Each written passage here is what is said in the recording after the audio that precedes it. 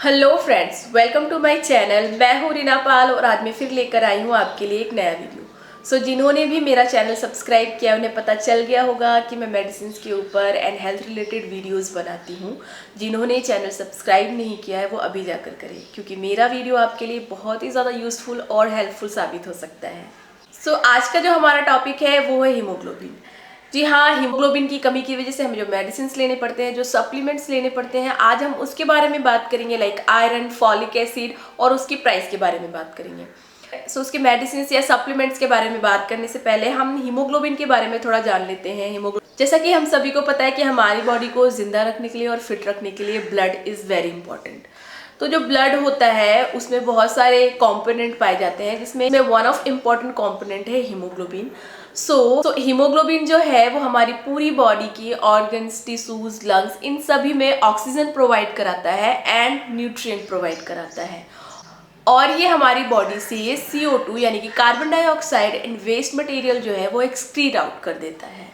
जी हाँ, that's why haemoglobin is very important. अच्छा, blood में हीमोग्लोबिन पाया जाता है, हम सभी को पता है। इसके अलावा भी और कौन कौन से कंपोनेंट होते हैं? तो ब्लड में बहुत सारे कंपोनेंट होते हैं। For example, red blood cell, white blood cell, platelets and plasma. And hemoglobin is a part of red blood cells. जी हाँ, रेड ब्लड सेल्स का वन ऑफ प्रोटीन है हीमोग्लोबिन, जो कि हमारी बॉडी के लिए बहुत ही ज़्यादा इम्पॉर्टेंट है। अब ये हीमोग्लोबिन बनता कहाँ है? हीमोग्लोबिन जो है वो हमारे बोन मैरो के सेल्स में डेवलप होता है और इसका कलर ब्राइट होता है, ब्राइट रेड कलर। क्या होता है, जब हीमोग्लोबिन ऑक्सीजन के साथ मिलता है ना, तो ये एक कलर छोड़ता है, ये कलर में कन्वर्ट होता है, ब्राइट कलर में, रेड कलर में, जिस वजह से हमारा जो ब्लड है, हमारा जो खून है, उसका कलर हमें रेड दिखाई पड़ता है। बट ब्लड में जो बाकी के कॉम्पोनेंट है, like white blood cells and platelets and plasma, इन सबका कलर रेड होता है? ऐसा नहीं है, क्योंकि हीमोग्लोबिन ब्राइट इन कलर में होता है, जिस वजह से हमें ब्लड का कलर रेड दिखाई पड़ता है।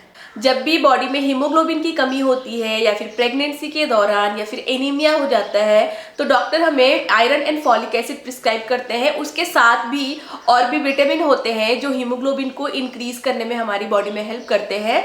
उसके साथ और भी सप्लीमेंट्स ऐड ऑन करके दिया जाता है। नॉर्मली भी अगर हमारी बॉडी में थोड़ा प्रॉब्लम है हीमोग्लोबिन का, तो हम अपने डाइट के थ्रू भी इसको बैलेंस कर सकते हैं। बट जब सिचुएशन बहुत ज़्यादा ख़राब हो जाती है तब हमें सप्लीमेंट्स या मेडिसिन लेना पड़ता है।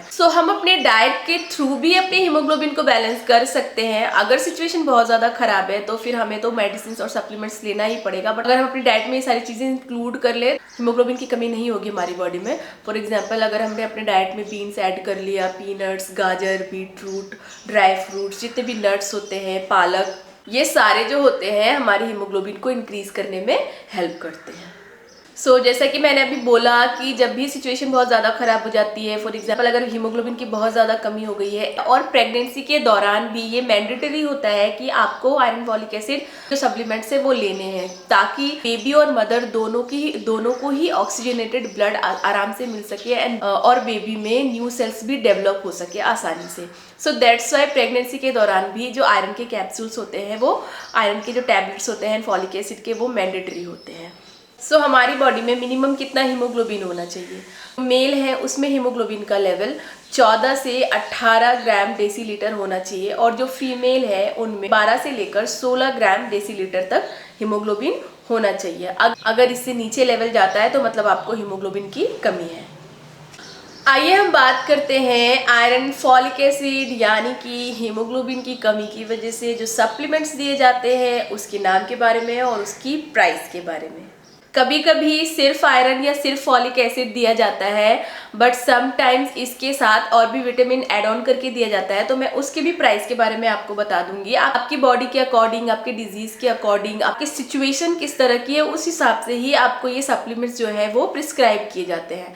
तो मैं सब मिला के एक प्राइस बता देती हूँ। आपको एक चीज़ और बता दूँ, मैं जिस भी मेडिसिन की प्राइस के बारे में बताती हूँ वो जेनेरिक आधार की, जेनेरिक मेडिसिन की प्राइस के बारे में बताती हूँ, बट वो एक एवरेज प्राइस होता है। मतलब कि अगर आप जन औषधि और दवा इंडिया से मेडिसिन लेने जाओ तो ऐसा नहीं है कि प्राइस डिफरेंस बहुत ज़्यादा हो जाएगा। अगर मैं किसी मेडिसिन का प्राइस 10 रुपये बता रही हूँ तो हो सकता है जन औषधि में वो 8 रुपये में मिल जाए और दवा इंडिया में वो 12 रुपये में मिले।